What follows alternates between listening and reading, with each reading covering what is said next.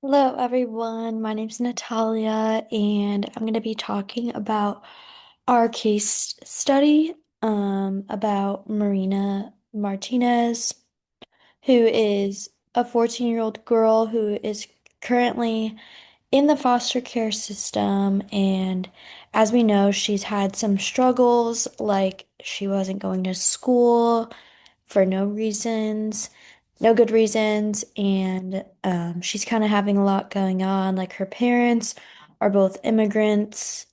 So having that in itself is a struggle just because she's the only one who speaks very good English. It kind of is like inferred that she's been hanging out with the wrong type of crowd. She looks older than she really is. She's only 14, but she has a tattoo that she was given for free. Um, she smokes cigarettes, skips school for no good reason, and that kind of caused her to be in the foster care system.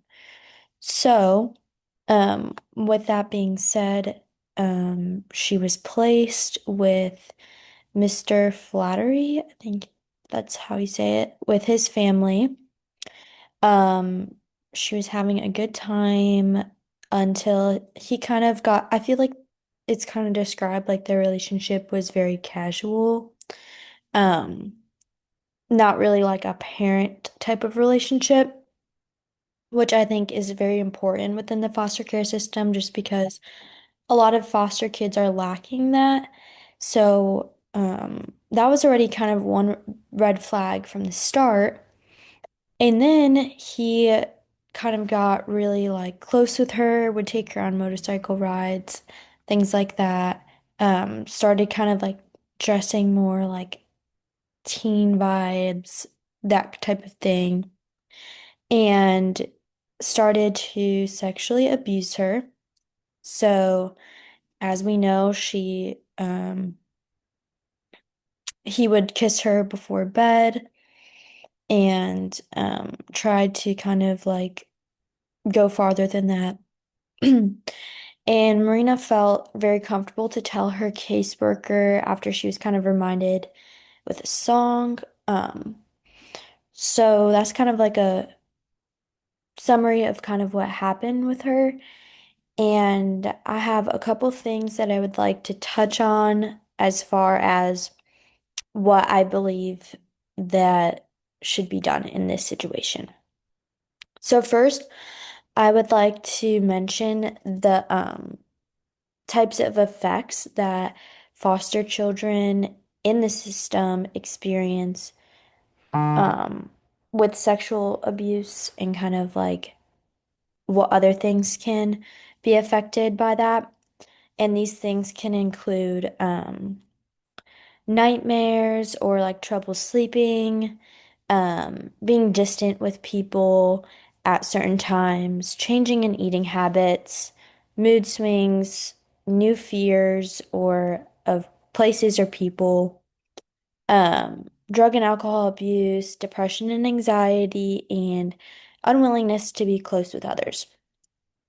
I think out of those kind of effects, I can really see Marina having struggle with the drug and alcohol abuse first because of her addiction to cigarettes at a very young age as well. Like the development of her brain isn't even there yet, and she was already smoking cigarettes a lot, and having this trauma kind of can really bring that addictive personality out in people. And then kind of unwillingness to be close with others.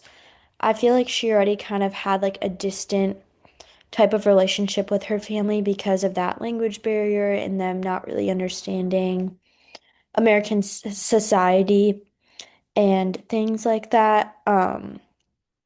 So I believe that that can kind of be affected and she might not want to have a relationship with her parents or don't believe that that is important to her anymore. So, with those kind of effects in mind, I believe that Marina needs to see a sexual assault trauma place. I believe that this would be the best course of action for her because they have the resources that they need to help someone like this.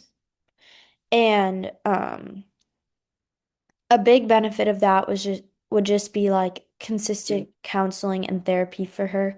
Having a trauma like this can affect anyone, but I think it especially affects someone in the foster care system just because they already are experiencing traumatic things. So having this especially with someone that she trusted and kind of like found as her adult figure in her life can be especially traumatic. And I think also having a protective order in place for Mr. Flattery to kind of stop contacting Marina and I can just envision that he would try to do that just because they were so close and he like built a relationship with her. Also, he might be worried that she did tell on her and tell on him and things like that. So I think that that'd be very important for them to do as well. And then lastly, obviously, he definitely needs to be taken out of the foster care system so that this happens to no one else, especially young foster girls in the system. So, with that being said, um, those are my thoughts on what can be done to help Marina's trauma, and I think that all of those aspects will be really important in helping her healing process.